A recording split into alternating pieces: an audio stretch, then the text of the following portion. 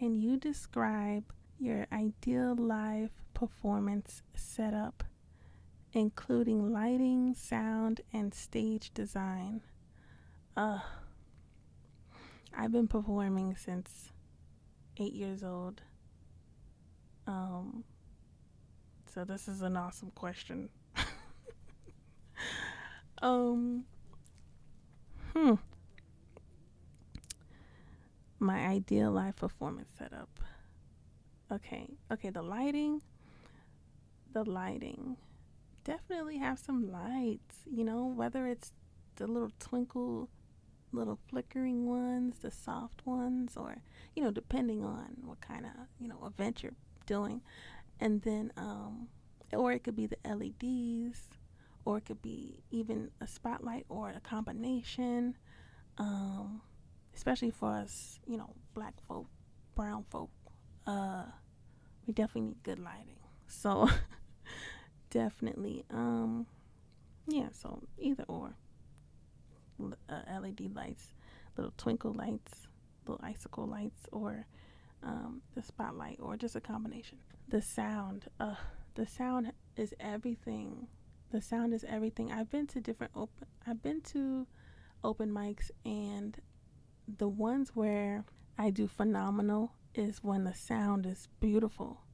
When the sound is beautiful and they can actually hear every crevice, every crinkle of my voice and what I'm saying.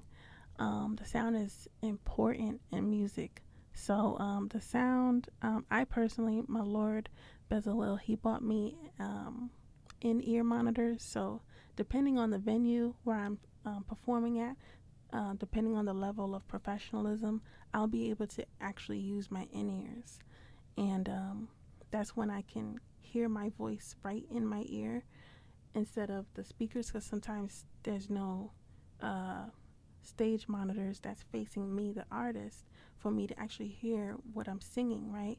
Because a lot of times it's just the speakers facing the audience, and I can't even hear what I'm doing.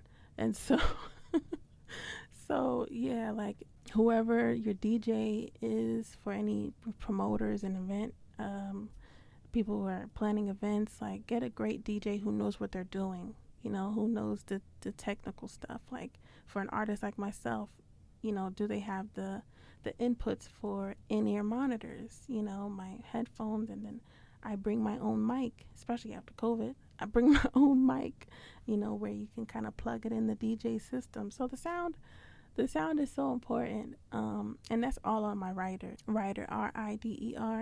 Every artist who performs live should have one, and it's basically just a little contract where it kind of lists everything that artist needs. You've heard crazy stories of these artists who only want green Skittles, or I'm not one of those.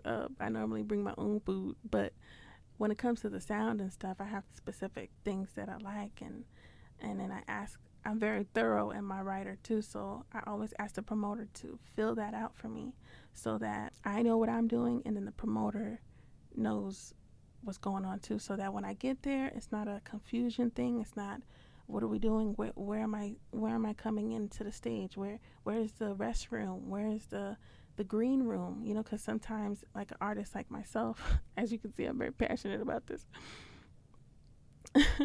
Artists like myself who have heart palpitations, like literal heart palpitations, when I'm in the venue and the speakers are so thumping loud, that I literally get heart palpitations, and it messes with my breathing, it messes with my vocals and my lungs. So a green room is perfect for an artist like myself who sings and need my vocals and my spirit and just my surrounding to be calm before I get on the stage. So having a green room is so important. Have a little room that's not near the speakers at all, or a room where it's insulated, the sound is insulated, where it's like that artist can kind of woosah before they get on that stage. It's very important.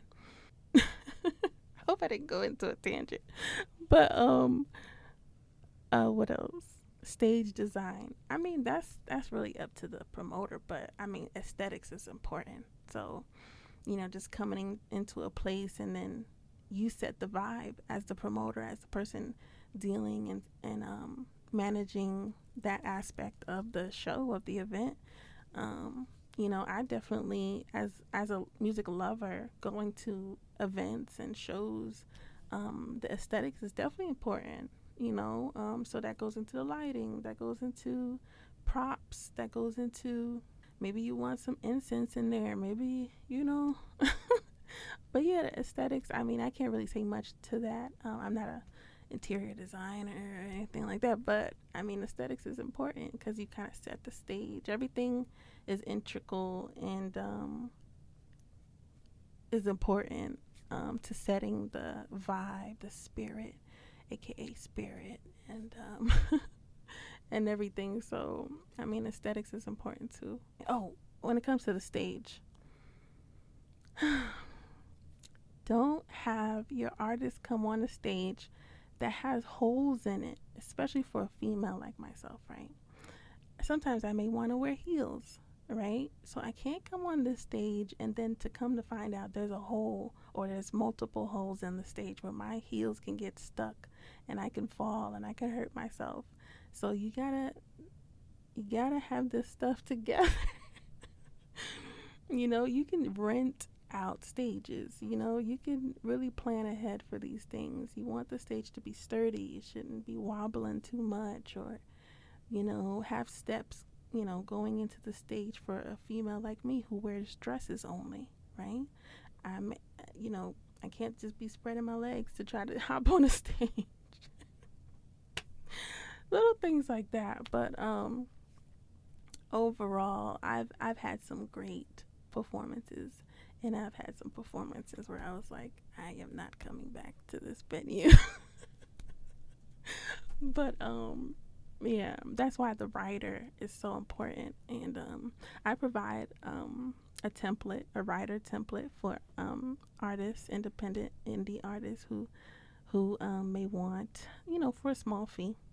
And yeah, it's just basically what I have on my writer, and then you can customize it. You can ask questions that I don't have it on there, and then, you know, the promoter and the artist signs it, and it's, you know, it's bound between you two, and you agree to whatever's on the writer, you agree to the fee, you agree to whatever's on that writer, and payment, all that. So yeah, I have that for y'all too if y'all want to check that out. But I'm very passionate because I love performing live. I can see myself doing it till when I'm old, really old. But you know, this just from my experience, that's what I could say about the live experience. That's what I could say about my ideal live experience.